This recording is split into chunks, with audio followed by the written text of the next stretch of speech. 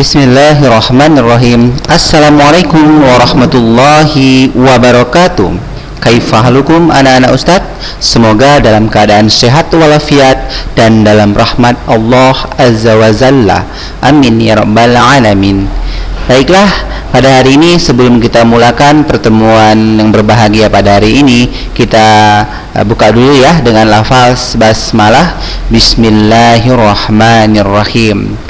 Baik, adapun tujuan pembelajaran pada hari ini sebenarnya adalah lanjutan dari materi minggu lalu, yaitu materi tentang klasifikasi makhluk hidup. Nah, jadi tujuan pembelajaran pada hari ini, yang pertama anak-anak sekalian akan mengetahui sistem klasifikasi kingdom. Kalau minggu lalu kan kita belajar hanya tentang sistem 5 kingdom ya. Hari ini akan ada penjabarannya ya. Dan selanjutnya akan mengetahui secara umum ya bagaimana klasifikasi untuk tumbuhan dan klasifikasi untuk hewan. Baik, langsung saja kita masuk ke pembelajarannya. Baik anak-anak Ustadz yang dirahmati oleh Allah Subhanahu wa taala, ya perhatikan di monitor di layar kalian. Ya, ini ada beberapa hewan dan tumbuhan ya, Masya Allah, ini semua adalah ciptaan kebesaran Allah Subhanahu wa taala. Ya, pasti ada yang menciptakan ini semuanya. Oleh sebab itu ya kita sebagai umat Islam ya patutlah untuk bersyukur ya, dan bertawakal dan taat kepada perintah Allah dan menjauhi segala larangannya. Baik, langsung saja anak-anak Ustadz, pada hari ini kita akan lanjutkan kembali. Nah, di minggu lalu kita sudah mengetahui apa itu klasifikasi. Dan klasifikasi itu adalah pengelompokan ya. Sudah kita bahas di minggu lalu. Baik, kita lanjutkan. Nah, ini adalah tumbuh-tumbuhan ya yang setiap hari kita manfaatkan ya. Tidak lain, ini merupakan nikmat Allah yang luar biasa ya. Hari ini kita masih bisa menikmati sayur-sayuran ya, tumbuh-tumbuhan. Nah, oleh sebab itu dengan mempelajari klasifikasi ini ya kita mewujudkan rasa syukur kita bahwasanya dengan mempelajari ini meningkatkan iman dan takwa kita kepada Allah Subhanahu wa taala. Amin ya rabbal alamin.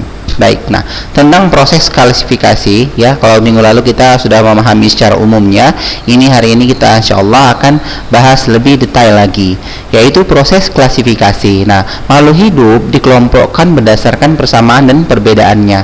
Jadi ya nanti ada persamaan, ada perbedaan. Oleh sebab itu disinilah letak dari inti materi kita, yaitu klasifikasi. Nah, klasifikasi sistem alami. Nah, ini dia yang perlu kalian ketahui bahwasanya klasifikasi sistem alami ini berdasarkan dari ciri morfologi, anatomi dan fisiologi. Nah, mungkin dulu di SD, di tingkat sekolah dasar, di elementary school, kalian juga sudah belajar ya apa itu morfologi, anatomi dan fisiologi. Masih ingatkah kalian? Nah, kalau morfologi itu adalah bentuk luar bagian tubuh makhluk hidup ya, bentuk luarnya. Contohnya misalnya paruh bebek ya, untuk mencari makanan di air, kakinya kaki bebek berselaput untuk berenang ya, dan berjalan di lumpur dan sebagainya. Anatomi ini struktur bentuk makhluk hidup ya, bisa jadi anatomi ini bagaimana bentuk luar dan dalamnya. Dan fisiologi bagaimana? Sudah masih ingat kalian ya? Fisiologi adalah fungsi bagian dalam tubuh ya makhluk hidup. Nah, yang kedua ada klasifikasi berdasarkan gen, diambil dari kata gen ya. Nah, ini merupakan ciri morfologi, anatomi dan fisiologi, masuk juga include ke situ ke dalam filogeni ini, dan juga sejarah evolusi. Nah, dalam sejarah evolusi ini terkait mengenai hubungan kekerabatan atau riwayat atau sejarah organisme. Nah, dan ketiga proses klasifikasi yang berikutnya yaitu klasifikasi buatan. Nah, klasifikasi buatan ini berdasarkan ciri morfologi yang sudah dilihat. Nah, morfologi yang sudah tampak ya, yang sudah dilihat. Baik, kita lanjutkan. Nah, tujuan klasifikasi di minggu lalu juga kita bahas ya. Untuk apa tujuan klasifikasi? Yang pastinya secara umum mengelompokkan ya, mengelompokkan makhluk hidup, baik itu dari jenisnya ya, sampai bahkan kekerabatan dan tempat tinggalnya. Nah, bahkan sampai ini yang terakhir ini mengetahui evolusi makhluk hidup atas dasar kekerabatannya. Nah, apa itu evolusi? Evolusi itu waktu yang sangat lama ya. Evolusi ini lawannya revolusi. Baik, selanjutnya.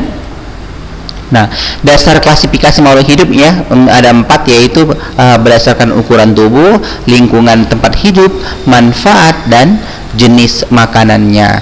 Adapun keempat-empatnya ini secara umum di minggu lalu udah kita bahas. Jadi pada hari ini kita lanjut saja ya. Baik. Nah, tahap yang kedua yaitu tahap taksonomi. Nah, tahap takson, pengelompokan makhluk hidup. Ini MH Ustaz singkat ya, makhluk hidup ya. Yang pertama identifikasi. Identifikasi itu diselidiki pencirian organisme tersebut. Selanjutnya klasifikasi.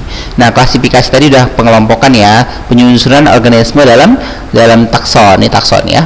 Selanjutnya nomenklatur. Apa itu nomenklatur? Berdasarkan binomial nomenklatur, minggu lalu juga udah sempat kita bahas ya. Baik. Nah, sistematika kegiatan manusia melakukan klasifikasi dan memberikan nama pada kelompok-kelompok makhluk hidup. Nah, sistematika inilah dalam istilahnya taksonomi. Ya. Nah, taksonomi berasal dari bahasa Yunani yaitu takson, ya itu artinya kelompok atau unit. Nomos itu artinya adalah hukum.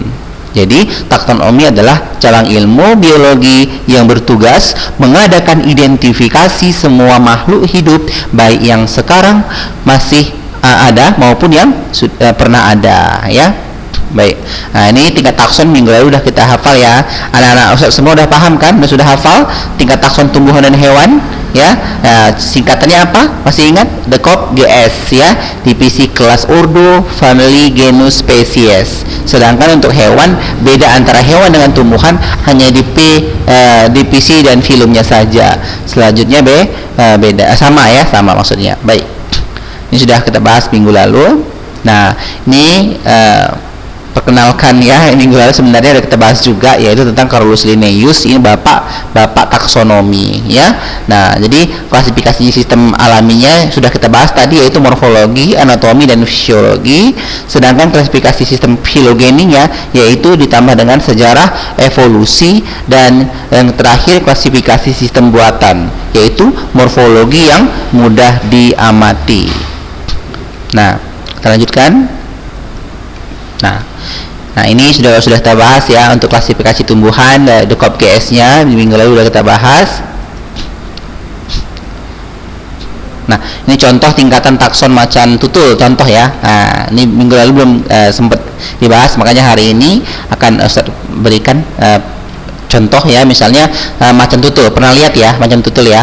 Nah, pernah lihat ya. Nah, jadi macan tutul nama ilmiahnya adalah Panthera pardus. Wah, keren namanya ya. Namanya Panthera pardus. Nah, kingdomnya pasti Animalia karena dia adalah hewan. Filumnya Chordata, kelasnya Mammalia, DECOP GS ya. Kelas ordo, ini ordo ya. Ordonya Carnivora. Carnivora tahu ya, pemakan daging. Family-nya Felidae, genus nama lainnya apa kemarin? Masih ingat ya? Marga ya. Nah, marganya adalah Panthera dan spesiesnya adalah Panthera pardus. Makanya ini kemarin sudah kita pahami nama ilmiahnya. Nama pertama ini merupakan genus atau marga, pardus ini merupakan jenis atau spesies. Baik, anak-anak paham ya? Baik, kita lanjutkan. Nah, aturan penulisan ilmu ilmiah minggu lalu juga udah kita bahas ya. Nah, jadi kita lewatkan saja. Nah, tentang penamaan ya, mungkin ini harus lebih dijelaskan lagi tentang penamaan ilmiah makhluk hidup. Nah, sistem penamaan yang disetujui oleh taksonomi sedunia adalah namanya binomial nomenklatur ya. Nah, atau dalam bahasa Indonesianya sistem nama ganda. Nah, jadi di sini juga dijelaskan dalam Caspar Bauhin dalam bukunya Phoenix Theory Botanici Botaniki ya 1923, walaupun telah menetapkan sistem nama ganda bagi tumbuhan, tapi Linnaeus lah yang dianggap pencipta sistem ganda. Jadi Bapak Linnaeus tadi ya, Carolus Linnaeus, karena yang bersangkutan secara konsisten menerapkannya dalam bukunya Species Plantarum. Nah Ustaz semuanya, penamaan ilmiah makhluk hidup ya, aturan penulisan nama jenis yaitu spesies makhluk hidup secara binomial nomenklatur sebagai berikut. Setiap nama terdaftar dua kata ya, contohnya misalnya Duriogybetinus, nama Latin dari durian ya, sering ya makan durian ya. Nah, jadi nama Latin durian adalah durinya ya kira-kira seperti itu. Nah Duriozybetinus ya. Nah kata pertama adalah nama marga atau genus, sedangkan kata kedua merupakan nama spesies. Nah kalau minggu lalu apa contoh yang Ustaz berikan minggu lalu, yaitu Oryza sativa ya. Apa itu Oryza sativa? Padi ya. Baik, kita lanjutkan. Huruf pertama pada kata pertama ditulis dengan huruf besar, dan huruf pertama pada kata kedua ditulis huruf kecil seperti ini ya. Nah ini D-nya besar kan? Nah ini D-nya besar, Durio, Z-nya ini nggak besar lagi. Nah aturannya seperti itu, Z-nya kecil ya, Duriozybetinus, dia garisnya miring ya. Oke, kita lanjutkan.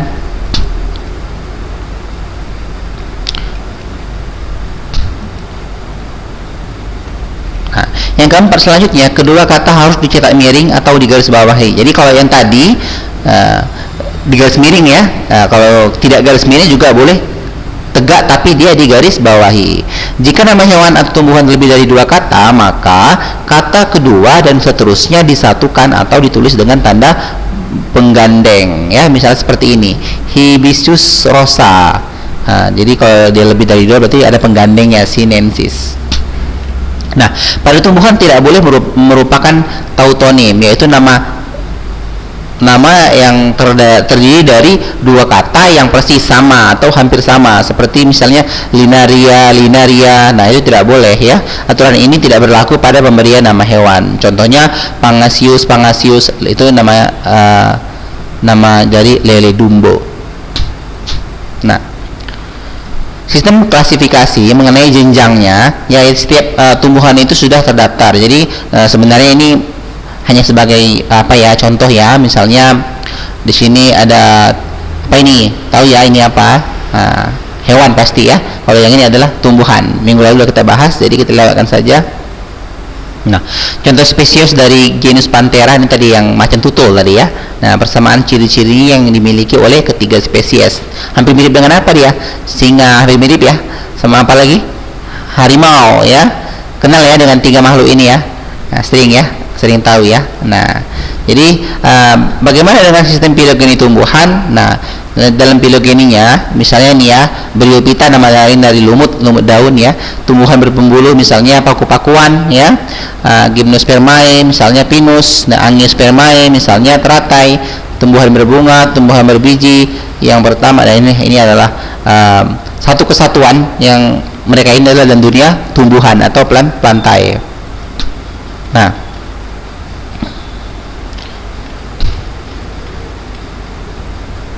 Nah ini contoh ya, contoh dari karnivora ya, karnivora pemakan daging ya. Jadi mereka memiliki persamaan dalam hal tertentu. Inilah maksud dari pengelompokan makhluk hidup tersebut. Nah sistem minggu lalu kita udah belajar tentang sistem klasifikasi 5 kingdom. Nah sekarang Ustaz akan menyampaikan sistem klasifikasi yang 6 kingdom. Apa saja diantaranya? Nah ada Protista ya, ada Archaebacteria, ada Eubacteria, fungi, Animalia, dan Plantae. Nah dalam klasifikasi 6 kingdom ini, perkembangan pengelompokan makhluk hidup dalam kingdom pada awalnya pengelompokan menggunakan klasifikasi 2 kingdom awalnya ya, yaitu kingdom Animalia dan Plantae. Seperti itu. Seperti yang kita pelajari di sekolah dasar, makhluk hidup itu ada 3 yang kita pelajari ya. Apa saja? Manusia, hewan, dan tumbuhan. Nah, namun setelah diciptakannya mikroskop cahaya, nah mikroskop cahaya ini klasifikasi ketiga kingdom, yaitu protista. Jadi ada lagi tambahannya, yaitu binatang bersel tunggal yang memiliki klorofil dan memperbanyak diri dengan membelah diri. Nah, Animalia dan Plantae sebagai makhluk yang bersel banyak. Nah, dengan ditemukannya lagi mikroskop elektron, jadi sembari setiap perkembangan zaman ya, terus ada penemuan, nah dapat lagi digunakan untuk melihat struktur dalam sel makhluk hidup. Maka timbullah lagi klasifikasi 4 kingdom dan seterusnya. Nah, nanti masih membahas klasifikasi 6 kingdom. Mikroskop tersebut dapat melihat makhluk hidup yang selnya tidak memiliki membran inti. Nah, yang tidak memiliki sel yang tidak memiliki membran inti disebut dengan prokariot. Nah, istilah ini sangat penting ya. Jadi kalau dia prokariot itu tidak memiliki membran inti, berarti kalau yang memiliki membran inti namanya apa? Nanti dijelaskan selanjutnya ini ya. Nah, saya ulangi. Jadi mikroskop tersebut dapat melihat makhluk hidup yang selnya tidak memiliki membran inti atau prokariot yang dikenal sebagai bakteri. Nah, jadi dikelompokkan dalam kingdom Monera. Nah, selanjutnya Animalia, Plantae, Protista termasuk makhluk hidup yang memiliki membran inti. Istilahnya disebut dengan eukariotik atau eukariot ya.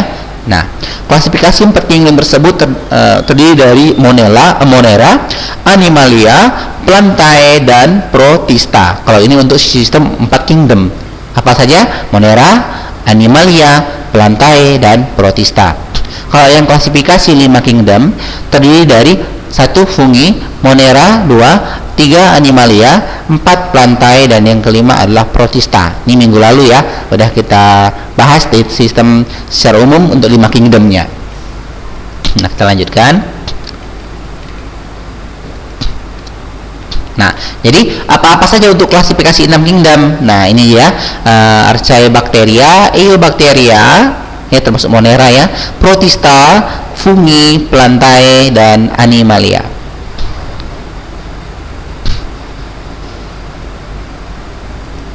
Nah, klasifikasi 6 kingdom. Nah, kingdom Archaebacteria dan Eubacteria yaitu kelompok makhluk hidup mikroskopik. Ya, mikroskopik. Jadi dia hanya bisa dilihat menggunakan alat-alat yang canggih seperti mikroskop, maka dikatakan mikroskopik ya, bersel satu. Prokariot, apa tadi prokariot? Tidak memiliki membran inti ya, dikenal sebagai bakteri, ada yang patogen dan ada yang bermanfaat ya. Nah, bakteri patogen misalnya Salmonella typhi, yaitu tifus ya. Nah, jadi berbahaya ya tifus ini ternyata ya, bakteri ya. Itulah menyebabkan tifus tadi. Bakteri bermanfaat, ada juga ternyata ya bakteri yang bermanfaat. Jadi tidak semua bakteri itu berbahaya, ada juga yang bermanfaat. Fungsinya misalnya sebagai dekomposer. Dalam rantai makanan pernah kita bahas di SD dulu, dekomposer itu sebagai pengurai ya. Nah, jadi menguraikan senyawa organik menjadi unsur-unsurnya seperti unsur karbon, fosfor, nitrogen, dan lain-lain. Nah, Lactobacillus sp pembuatan yogurt misalnya ya kan, jadi menggunakan bakteri, rennet, keju, dan sebagainya. Nah, yang kedua sistem kingdom Protista. Nah, bersel satu atau bersel banyak dan eukariot. Eukariot berarti memiliki membran inti ya. Selnya tidak membentuk jaringan sebenarnya, ada yang bermanfaat dan ada yang merugikan. Protista dikelompokkan yang pertama yang menyerupai tumbuhan, misalnya alga atau ganggang, yang menyerupai hewan, misalnya protozoa ya. Nah, yang patogen Plasmodium menyebabkan malaria ya, dia dalam kelompok protozoa. Nah, yang bermanfaat misalnya ganggang hijau chlorella ya, makanan suplemen bergizi tinggi. Nah, misalnya lain lagi ganggang diatom, yaitu bahan penggosok dan campuran semen. Selanjutnya kingdom fungi. Ini hampir sama minggu lalu ya, yaitu kelompok makhluk hidup eukariotik yang memiliki dinding sel dan tidak berklorofil. Dia tidak punya klorofil. Klorofil itu apa? Jadi hijau daun. Ada yang bersel satu uniseluler disebut dengan kamir ya, ada yang bersel banyak multiseluler menyerupai benang yang disebut dengan hifa ya. Fungsi hifa menyerap nutrisi dari substrat tempat jamur tersebut tumbuh. Hifa akan tumbuh dan bercabang membentuk jalinan yang disebut dengan miselium. Nah, miselium itu akan tumbuh ke atas membentuk badan buah yang dapat dimakan oleh manusia. Nah, peran jamur sebagai apa? Decomposer sama dengan bakteri yang bermanfaat, seperti misalnya Camir Saccharomyces cerevisiae. Nah, bagus namanya ya. Yaitu ragi roti ya. Volparella Wolfaceae itu jamur merang. Penicillium sp antibiotik penicillin yang merugikan misalnya sebagai parasit Rhizopus stolonifer, yaitu penyebab makanan basi pada roti ya. Nah, itu jamur ya. Dan Amanita pantherina itu yaitu jamur beracun. Kingdom plantae. Plantae ini tumbuhan ya, makhluk hidup eukariot bersel banyak, berdinding sel, berklorofil, bermanfaat sebagai tanaman hias ya, pangan, papan, pakaian, dan produsen pastinya ya. Kenapa produsen? Karena dia menghasilkan. Dikelompokkan menjadi tumbuhan non-spaskular, tidak berpembuluh seperti lumut ya, istilahnya non-paskular, dan tumbuhan paskular, tumbuhan yang berpembuluh. Nah, tumbuhan berpaskular dibagi lagi menjadi tumbuhan tidak berbiji atau seperti paku-pakuan, dan tumbuhan berbiji terbuka, gymnospermae, artinya biji tidak dilindungi daun buah pinus ya, misalnya pinus ya, sp, melinjo, genetum genemon, dan berbiji tertutup. Apa itu? Istilahnya angiospermae, artinya bijinya dilindungi daun buah. Jadi anak-anak Ustadz, beda antara angiospermae dan gymnospermae itu harus tahu. Ustaz ulang ya. Kalau gymnospermae itu artinya biji tidak dilindungi daun buah, misalnya melinjo contohnya ya. Nah, kalau yang angiospermae artinya bijinya dilindungi daun buah. Nah, disebut juga dengan tumbuhan berbunga, contohnya misalnya jeruk ya. Nah, kan di dalam dia letaknya ya, nanas, mawar, padi, dan lain-lain. Lanjutkan ya. Kingdom Animalia. Ini yang kelima ya. Eukariot bersel banyak, tidak berdinding sel, dan tidak berklorofil, bermanfaat sebagai sumber pangan. Berdasarkan ada tidaknya tulang belakang, dikelompokkan menjadi kelompok vertebrata dan invertebrata. Boleh juga ada yang menyebutnya avertebrata ya nak ya. Nah, jadi vertebrata itu memiliki tulang belakang, sedangkan invertebrata atau avertebrata tidak bertulang belakang ya. Nah, kalau vertebrata bedanya, per ini nggak pakai in berarti tidak berarti ya. Atau juga ada yang a vertebrata, a berarti tidak juga, seperti itu.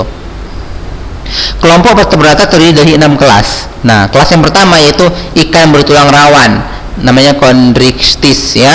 Ciri-cirinya bernapas dengan insang, bersisi, bertelur, rangka tersusun atas tulang rawan. Contohnya misalnya ikan hiu dan ikan pari ya. Nah, itu ikan bertulang rawan. Contohnya apa? Contohnya ikan hiu dan ikan pari. Pernah makan ikan hiu? Nah, itulah dia ya. Baik. Yang kedua, ikan bertulang keras ya, namanya Osteistis, namanya agak payah nih ya. Dengan ciri-cirinya bernapas dengan insang, bersisi, bertelur, memiliki rangka yang tersusun atas tulang keras ya. Contohnya ikan apa? Ikan mas, ikan kakap, ikan gurami. Itu ikan bertulang keras ya. Amphibia pernah dengar ya. Dengan ciri-cirinya kulit licin, tidak bersisi, mengalami metamorfosis ya, pada fase larva bernapas dengan insang. Namun lama kelamaan struktur insang hilang dan digantikan dengan paru-paru saat fase dewasa. Hidup di 2 tempat, di mana? Air dan darat. Makanya disebut dengan amfibi yang hidup di dua alam ya. Misalnya kata salamander. Nah, reptilia dengan ciri-cirinya kulit bersisi, bernapas dengan paru-paru, bertelur. Contohnya misalnya buaya, kura-kura, kadal, dan cicak. Nah, apes dengan ciri-ciri berbulu, bersayap, bernapas dengan paru-paru, dan bertelur. Contohnya misalnya adalah ayam, merak, bangau, merpati, dan lain-lain. Jenis burung-burungan ya. Nah, selanjutnya mamalia dengan ciri-cirinya berambut, memiliki kelenjar mamae itu maksudnya kelenjar susu ya, bernapas dengan paru-paru dan melahirkan anak. Contohnya misalnya mangki, kucing, kelinci, tikus, dan sapi.